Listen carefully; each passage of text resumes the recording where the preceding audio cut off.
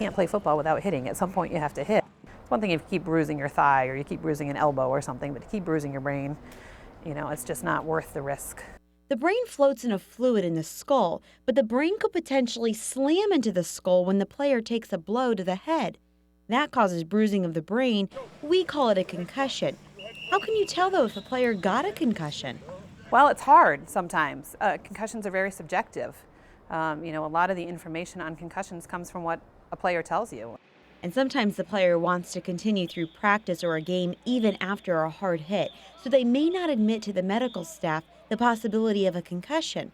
And if they aren't showing dramatic signs like vomiting or slurred speech, it could go unnoticed. Well, that's where the impact test comes in. It's a computer-based test that UMASS athletes, not just in football, take before the season starts. It's a series of 6 tests ranging in from shapes and colors to speed, reaction time, hitting 2 different buttons. I tried it, and it's not as easy as you would think. When the coaches feel a player may be concussed, they have the athlete take that impact test, then compare it to the initial baseline test taken pre-season. The impact test has been a huge benefit. It gives us one more tool that's a little more objective that we can use to assess it, and it takes the pressure off the athlete. That pressure to stay in practice or in the game or shrug off the need for a closer medical look. The college also has other protocols in place too.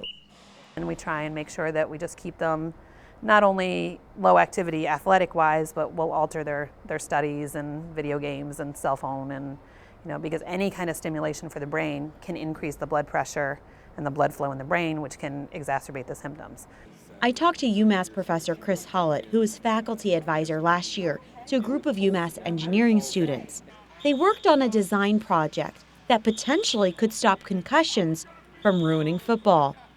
The Real Time Concussion Analyzer collects data from the collisions, sends the reports wirelessly to the coach's cell phone on the sidelines, so the coach can make the decision if they need to pull the player out of the game.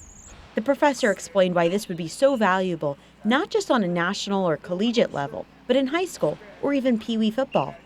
Parents and coaches could have some real-time feedback on impacts that can affect their children. Because no matter how old or young the player is, or even who won or lost the game, keeping the brain safe is the final goal.